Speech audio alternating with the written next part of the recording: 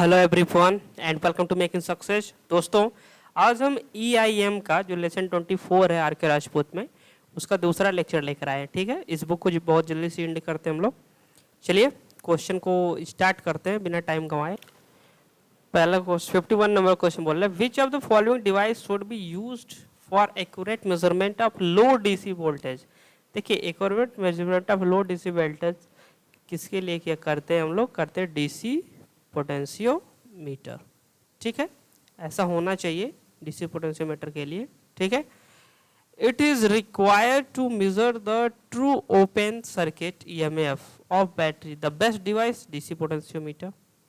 ठीक है, same question है, रिपीटेड एक तरीके से आप लोग। DC पोटेंशियोमीटर ना कि वोल्ट मीटर। ठीक है, यहाँ पे इसको हटाएंगे हम लोग ए को।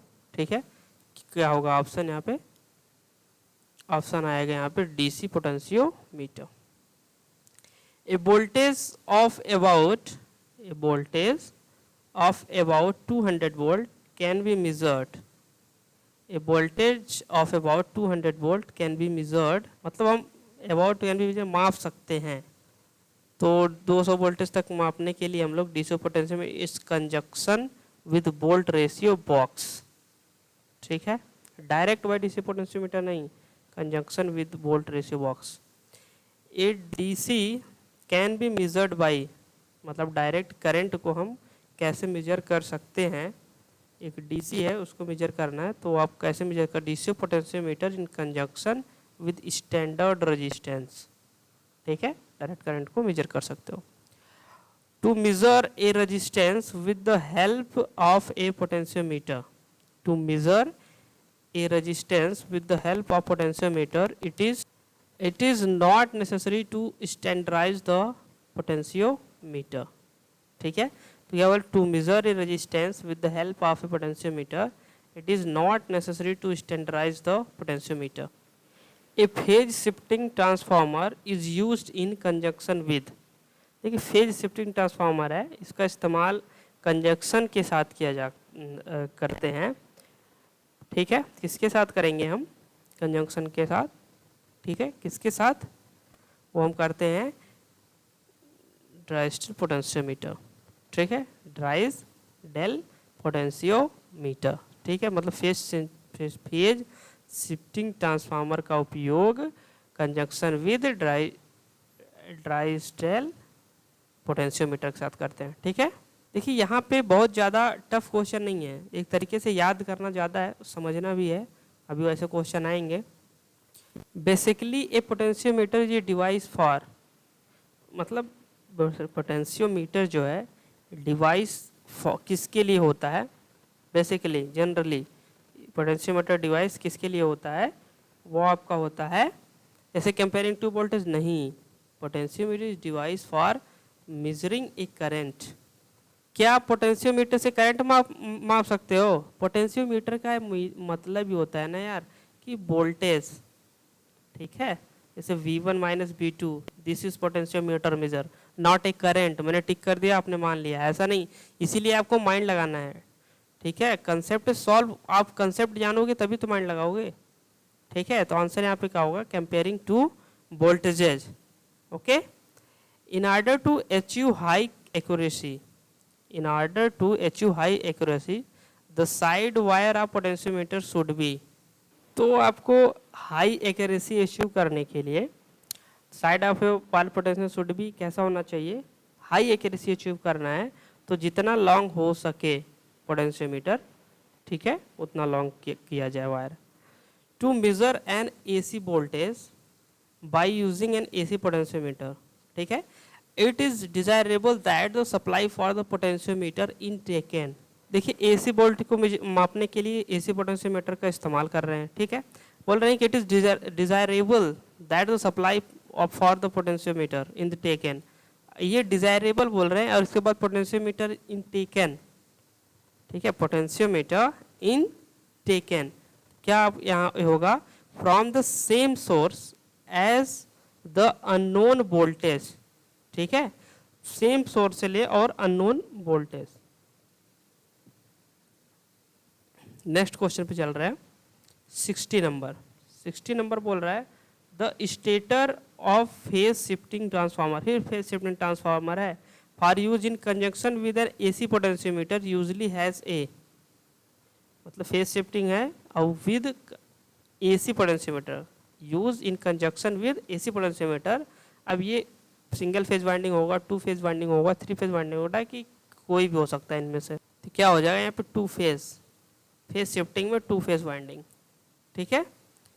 इन an AC coordinate potentiometer, AC coordinate potentiometer the current in the phase and quadrature potentiometer are adjusted to be, ठीक है।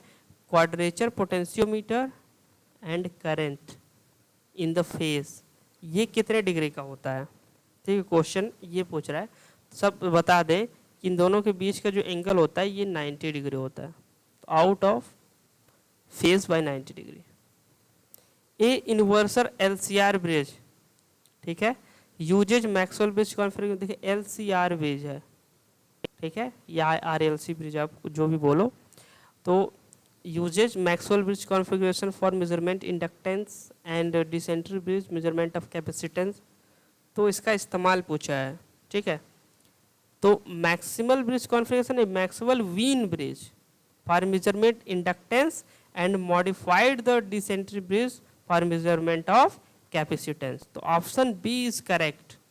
एलसीआर से आप क्या कर सकते हो, मैक्सवेल वीन ब्रिज बना करके आप मेजरमेंट कर लोगे इंडक्टेंस को, और मॉडिफाइड डिसेंट्री ब्रिज का इस्तेमाल जब करोगे तो उससे कैपेसिटेंस भी हम फाइंड कर लेंगे या मेजर कर लेंगे, okay. For measurement on high voltage capacitor the suitable bridge is, देखिए क्या बोल रहे हैं, for measurement on high voltage capacitor the suitable bridge is, high voltage capacitor का क्या करना है, मेजरमेंट मापना है, तो इसके लिए सबसे सुटेबल ब्रिज कौन सा होगा, ठीक है। तो वो आपका सबसे सुटेबल ब्रिज जो होता है शेयरिंग ब्रिज, ये आपको हाई कैपेसिटी, हाई कैपेसिटेंस वाला, हाई कैपेसिटेंस क्या कर सकता है, ये मेजर कर सकता है, ठीक है, Schering bridge, okay.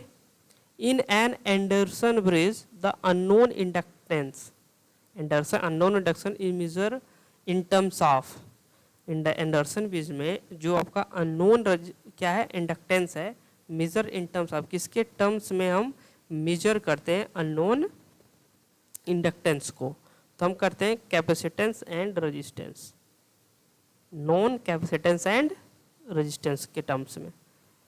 Wagner earthing device is use to eliminate error due to electrostatic coupling, ठीक है। वैगनर अर्थिंग में इलेक्ट्रोस्टैटिक कपलिंग के कारण हम एरर को क्या करते हैं, एलिमिनेट करते हैं, ठीक है।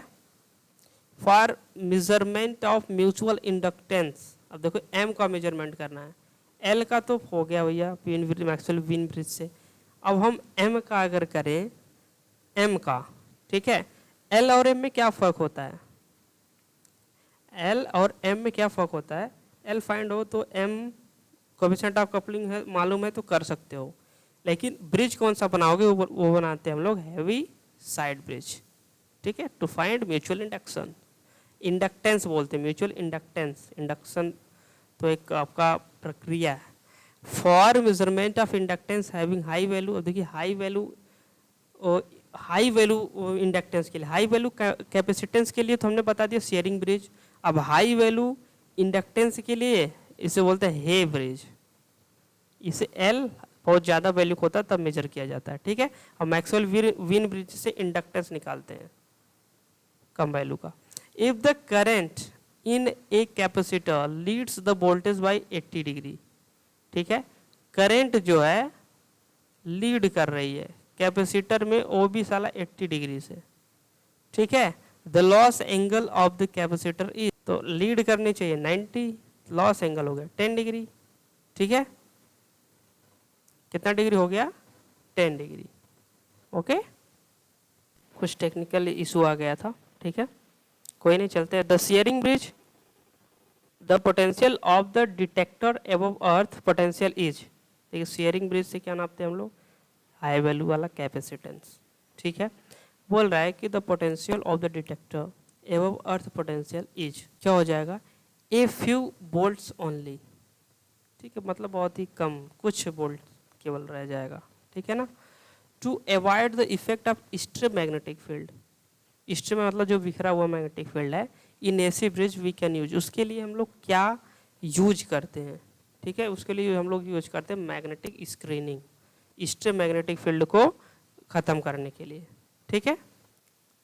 If an inductance is connected in one arm of bridge and resistance in the remaining 3 arms, ठीक है, इंडक्टेंस कनेक्टेड एक मतलब एक भुजा से कनेक्ट है ब्रिज के, और रेजिस्टेंस जो है रिमेनिंग 3 आर्म्स में कनेक्टेड है, तो वो ब्रिज आपका बैलेंस है कि अनबैलेंस है कि कांट बी बैलेंस, कैसा है वो।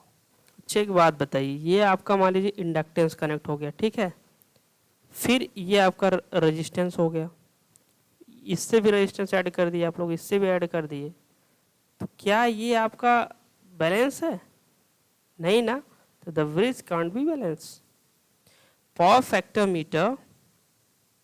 मीटर हैज, ठीक है, 72 देखिए, power factor metre has, power factor क्या करता है, पावर फैक्टर मीटर मतलब पावर फैक्टर ही मेजर करेगा, सिंपल सी बात है, ठीक है। तो 1 current circuit and 2 pressure circuit, ठीक है, तो पावर फैक्टर मीटर है 1 current circuit and 2 pressure circuit.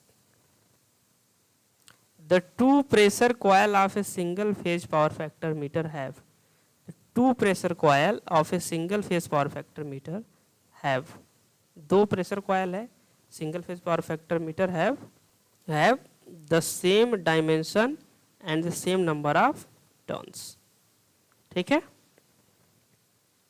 In a single phase power factor meter, the phase difference between the current in the 2 pressure coil is, देखिए single phase power factor metre, the phase difference का मतलब क्या, φ1 minus φ2, ठीक है। The current and 2 pressure coil कितना होगा, कितना होता है 90 डिग्री, एग्जैक्टली 90 डिग्री, ठीक है। In A dynamometer 3 phase power factor meter, the plane of the 2 moving coil are at, मतलब 2 जैसे प्लेन होते हैं, ठीक है, प्लेन, ठीक है, प्लेन ऑफ द 2, ठीक है, ये प्लेन है आपका, इन दोनों के बीच का एंगल जो है वो कितना है, वो आपका 120 डिग्री होता है, आपको ये याद ही करना पड़ेगा। इन ए vibrating reed frequency meter, the natural frequency of 2 adjacent reed have a difference of 0.5 hertz. In a western frequency meter, the magnetic axis of the 2 fixed coil are, ठीक है, in western frequency meter the magnetic axis of the 2 fixed coil are, कैसे होते हैं, दोनों perpendicular होते हैं। A western frequency meter is moving iron instrument, EMI में के अंतर्गत आता है, ठीक है। A western synchronoscope is a कैसा होता है, डायनेमोमीटर टाइप, ठीक है। एक इंडक्शन टाइप मैंने बताया था वो डीसी के लिए, ठीक है। In a western synchronoscope the fixed coil are connected across, जो फिक्स्ड कॉयल होता है वो किससे के संयोजित होता है, ठीक है, वो आपका होता है इनकमिंग अल्टरनेटर से, ठीक है। In western synchronoscope the moving coil is connected across, अब मूविंग कॉयल जो है आपका वो किससे कनेक्ट होता है, वो आपको होता है बस बार से, ठीक है। ऊपर क्या था, वेस्टर्न से the fixed coil incoming alternator से हो रहा है, और जो मूविंग कॉयल है वो आपका फिक्स्ड बार से, ठीक है। इतना तो आपको समझ में आ ही गया होगा कैसे ऐड हुआ हो रहता है, ठीक है। The power factor of a single phase load can be calculated if the instrument available are, ठीक है। तो कैलकुलेटेड इंस्ट्रूमेंट अवेलेबल क्या था, 1 वोल्ट मीटर होना चाहिए, 1 एमीटर एंड 1 वाट मीटर, ठीक, अवेलेबल होना चाहिए।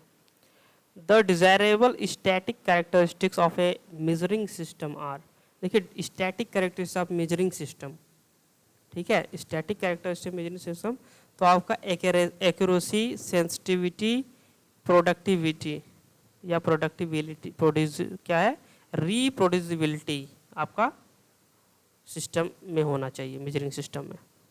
The ratio of maximum displacement deviation to full scale deviation of the instrument is called, क्या बोल रहा है, the maximum displacement, ratio of maximum displacement deviation of full scale deviation of the instrument is called क्या, linearity से बोलते हैं।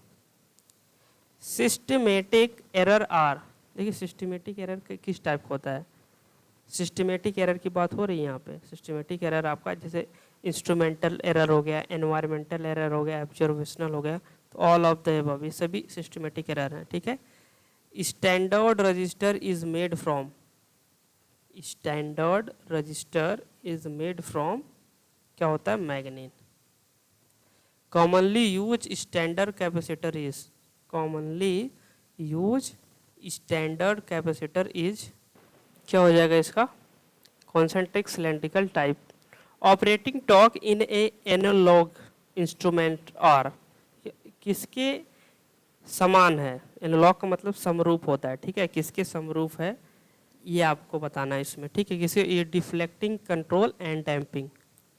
Operating मतलब कि जो आपको जिसकी वजह से ये जो पॉइंटर है ये क्या होता है, ऑपरेट करता है, ठीक है। तो क्या हो जाएगा, analogous instrument are deflecting, control and damping. Commonly use instrument in power system measurement are, commonly use measurement in power system, जो व्यवहारतः यूज होता है, ऐसा उपयोग में आता है इंस्ट्रूमेंट में मेजरमेंट करने में पावर सिस्टम में, वो कौन सा है इसमें से, ठीक है। तो वो आपका है induction. Damping of the ballistic galvanometer is made small to, made small to इसीलिए स्मॉल बनाया जाता है इसको, तो इसका एक कारण है कि गेट फर्स्ट डिफ्लेक्शन लार्ज, ठीक है।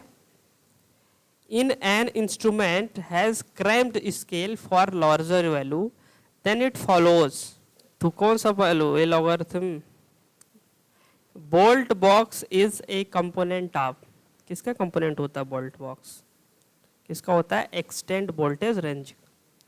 EMF of a western cell is accuracy measured, देखिए वेस्टर्न सेल का EMF आई थिंक 1.086 वोल्ट ऐसे ही होता है, ठीक है। EMF इज मेजर्ड बाय, किसके द्वारा ये मेजर किया जाता है, तो आपका मेजर किया जाता है इलेक्ट्रोस्टैटिक वोल्टमीटर से। The gravity control instrument has crowd scale because current is proportional to, ठीक है। The gravity control instrument has crowd scale because current is proportional to, किसके प्रोपोर्शनल होता है, sine deflection angle. A sensitive galvanometer produce large deflection for small value of current, देखिए इसमें कुछ बताने का है नहीं, ठीक है, तो इसमें क्या बताया जाए। Multi range instrument has, multi range instrument मतलब मल्टीपर्पज, मतलब कई और उसका विस्तार हो सके, है जिसके पास क्या होता है, क्या होगा, मल्टीपल शंट और series resistance side the meter, तो मीटर मल्टी रेंज नाम से ही पता चल रहा है कि मल्टीपर्पज, ठीक है, तो उसके अंदर मल्टीपल शंट होता है और सीरीज रेजिस्टेंसेज होता है inside the meter, okay. The rectifier instrument is not free from, ठीक है, rectifier instrument is not free from frequency error. Alternating current is measured by, अब अल्टरनेटिंग करंट को हम कैसे मापते हैं, तो आपको पता है इंडक्शन एमीटर से मापते हैं।